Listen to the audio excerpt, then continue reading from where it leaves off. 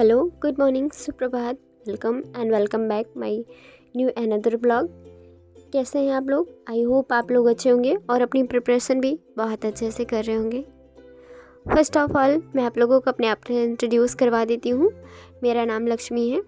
मैं यूपी के अमेठी डिस्ट्रिक्ट से बिलोंग करती हूँ और करंटली मैं ऑल टीचिंग्स एग्ज़ाम की प्रिपरेशन कर रही हूँ। अपनी प्रिपरेशन की जर्नी मैं आप लोगों से यूट्यूब पे शेयर करती हूँ। और आप लोग किस एग्ज़ाम की प्रिपरेशन कर रहे हैं कमेंट करके बताइएगा। और अगर हमारे चैनल पे नए हैं तो प्लीज़ चैनल को सब्सक्राइब कीजिएगा, वीडियो को लाइक कीजिएगा और अपने प्यारे प्यारे से कमेंट कीजिएगा। चलिए वीडियो की स्टार्टिंग करते हैं। इस वीडियो में डिस्कस करते हैं केवीएस के सिलेबस के बारे में।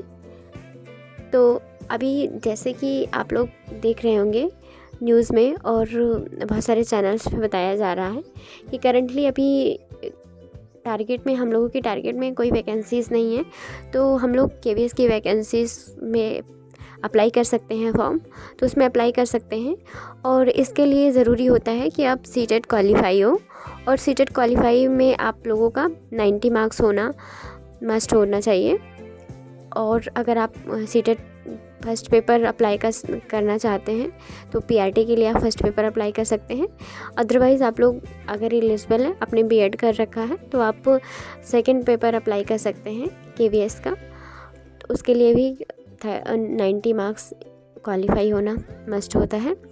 तो चलिए हम लोग पीआरटी के सिलेबस के बारे में थोड़ा सा डिस्कस करते हैं। केवीएस का जो पेपर होता है वो 4 पार्ट में डिवाइड होता है, जिसमें फर्स्ट पार्ट में हिंदी आती है 10 नंबर की, इंग्लिश आती है 10 नंबर की, और सेकंड पार्ट में जीके यानी जनरल अवेयरनेस, रीजनिंग और कंप्यूटर 10 नंबर में जनरल अवेयरनेस रहती है, और रीजनिंग 5 नंबर में, कंप्यूटर 5 नंबर में होता है। उसके बाद थर्ड पार्ट होता है पैडागॉजी का, जो 60 नंबर में पूछी जाती है, यानी कि 60 मार्क्स में होती है, जिसके लिए बहुत मेहनत करनी पड़ेगी। और उसके बाद जो 4 पार्ट आता है उसमें भी हिंदी 20 नंबर की, ईवीएस 20 नंबर की, इंग्लिश 20 नंबर की और मैथ 20 नंबर की पूछी जाती है। अगर आप प्रीवियस ईयर पेपर को एनालिसिस करेंगे तो आप देखेंगे कि हिंदी और ईवीएस में जो क्वेश्चन पूछे गए हैं डायरेक्ट एनसीईआरटी बुक्स से उठा लिए गए थे। और जैसे कि हिंदी में पूछा गया था कि किस राइटर ने लिखी है, कौन सी पोयम है और किस लेसन से ये ली गई है, किस पार्ट से ये लिया गया है। कुछ पंक्तियाँ उनकी उठा के ऐसे पूछ ली गई थी कि किस कहानी से ये पंक्तियाँ आई हुई हैं।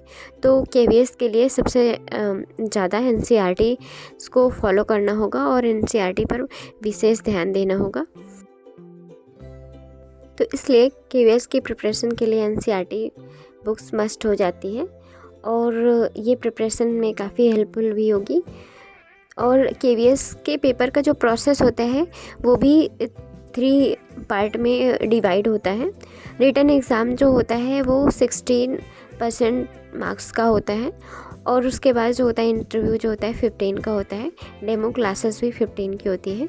इस तरह से टोटल मिला के जो हो जाता है ये हो जाता है पूरा 100 का। तो इसका ऐसे ही प्रोसेस होता है। तो अगर आप रिटन एग्ज़ाम पे ज़्यादा फोकस करेंगे तो आप लोगों को सिलेक्शन लेना इजी हो जाएगा। और केवीएस की जो जॉब होती है वो बेस्ट जॉब मानी जाती है, और हम लोगों के लिए तो टीचिंग वैकेंसीज़ जो होती हैं ये एकदम सेफ़ मानी जाती है। तो हम लोगों के लिए टीचिंग जॉब ही बेस्ट होती है। हमारी तो ड्रीम जॉब ही यही है, यानी टीचिंग जॉब बहुत ही पसंद है हमें। आप लोगों के बहुत सारे कमेंट्स होते हैं कि क्या आप दिन भर पढ़ाई करते रहते हो, घर के काम नहीं करते? तो ऐसा कुछ भी नहीं है। मेरी भी जॉइंट फैमिली है और मैं भी घर के काम करती हूँ और अपने बच्चों को भी देखती हूँ। मेरी एक बेटी भी है 7 ईयर की, तो वो स्कूल चली जाती है। घर के जितने फैमिली मेम्बर होते हैं अपने अपने काम पे चले जाते हैं। उसके बाद मैं अपनी पढ़ाई स्टार्ट करती हूँ, और मैं घर के वर्क को नहीं शूट करती, उनका वीडियो नहीं शूट करती, क्योंकि मुझे ये थोड़ा सा कम अच्छा लगता है कि मैं घर के वर्क को दिखाऊं। इसलिए जब मैं पढ़ाई करने आती हूँ तब मैं वीडियो शूट कर लेती हूँ। अदरवाइज़ मैं घर के फैमिली मेम्बर के साथ भी जब भी होती हूँ या कोई भी वर्क करती रहती हूँ तो मैं उसका वीडियो नहीं शूट कर पाती। तो मैं भी आप लोगों की जैसे ही हूँ, मुझे भी बहुत सारे काम करने होते हैं, सबको देखना होता है, सबको मैनेज करके चलना होता है और उसके बाद का जो टाइम होता है वो अपनी पढ़ाई के लिए निकालना होता है। और ये हम लोगों का ड्रीम्स है कि हमको घर तक ही नहीं सीमित रहना है, हमको आगे जाना है और अपनी पहचान, अलग एक पहचान बनानी है। और उसके लिए अगर पहचान बनाने के लिए तो मेहनत करना ही पड़ेगा, हमको अपना एक्स्ट्रा एफ़र्ट डालना पड़ेगा, क्योंकि अगर हम घर के काम में ही रह जाएंगे तो ये घर के काम कभी ख़त्म नहीं होने वाले और हमारे सपने नहीं पूरे हो सकते। इन कामों के बीच में हमारे सपने दब जाएंगे। इसलिए हमारे पास जितना भी टाइम मिलता है हमको कोशिश करनी चाहिए कि हम अपने सपनों को उनमें ज़िंदा रखें और उसके लिए हर रोज़ अपना एफ़र्ट्स डालते रहें। और आई होप हम लोगों के ड्रीम्स एक दिन ज़रूर पूरे होंगे अगर इस तरह से कंटिन्यू हम लोग लगे रहेंगे। वो एक कहावत है ना, से रसरी आवत जात ते सिल पर पड़त निशान। तो अगर हम लोग कंटिन्यू लगे रहेंगे तो सक्सेस हमसे कितनी दूर जाएगी, बहुत ज़्यादा दूर नहीं जाएगी। क्योंकि कंटिन्यूटी भी कुछ चीज़ होती है और हम लोगों को किस्मत से लड़कर अपनी मेहनत पर काम करना है और हर दिन लगे रहना है, हर दिन अपना बेस्ट देना है। हमको अपने फल की चिंता नहीं करनी है, हमको अपने काम पे फोकस करना है। जितना बेहतर और बेस्ट हम लोग दे सकते हैं उतना हम लोग दें, बाकी ईश्वर के ऊपर छोड़ दें, उन्होंने भी हमारे लिए कुछ सोच ही रखा होगा। अभी तक हम लोगों के पास किसी जॉब का कोई टारगेट नहीं था। यूपी टेट लग रहा था कि आ जाएगा, बट अभी यूपी टेट के बारे में भी कुछ कहा नहीं जा सकता कि यूपी टेट का एग्ज़ाम जनवरी तक हो जाएगा, क्योंकि आज अक्टूबर में 15 डेट हो गई है और अभी तक नोटिफिकेशन नहीं आया है। तो यूपी टेट के एग्ज़ाम की भी हम लोग बहुत ज़्यादा होप नहीं कर सकते हैं कि यूपी टेट का एग्ज़ाम मे भी हो जाएगा जनवरी में। बट सारे न्यूज़ और बाकी चैनल्स के अकॉर्डिंग जो बताते हैं तो उनका सुन के यही लगता है, वो लोग भी बताते हैं, सर लोग भी, कि यूपी टेट का एग्ज़ाम मे भी अगर नहीं हो सकता जनवरी में तो मे बी मार्च तक जा सकता है। और उसके बाद हम लोग अपने सुपर टेट की एक छोटी सी उम्मीद लगा सकते हैं, क्योंकि 2018 के बाद अभी कोई वैकेंसीज़ नहीं आई है। तो और 27 में चुनाव लगा हुआ है, तो शायद सुपर टेट आ जाए और अगर आ जाएगा तो हम लोगों के लिए एक बेहतर अपॉर्चुनिटीज़ होगी।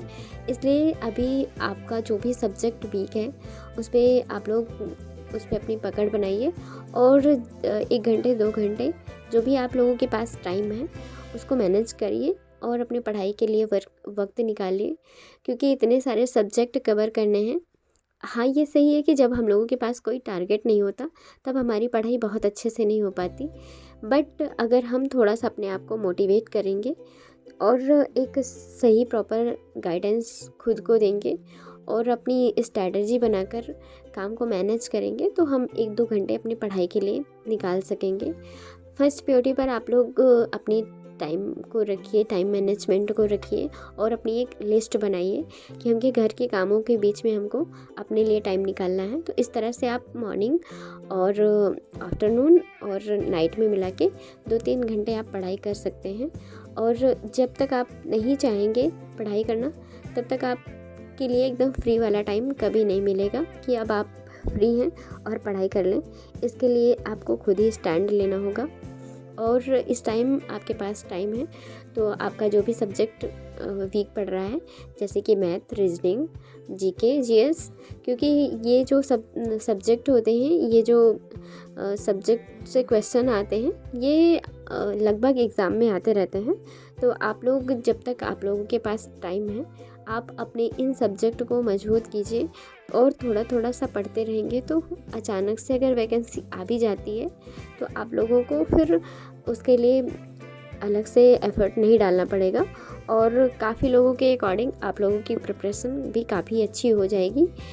अदरवाइज़ वैकेंसी आएगी तो बहुत ज़्यादा नहीं आएगी और जब भी आएगी अचानक से ही आएगी। तो उस टाइम हम लोगों को बस यही लगेगा कि अब हम लोग कौन सा सब्जेक्ट कहाँ से कवर करें।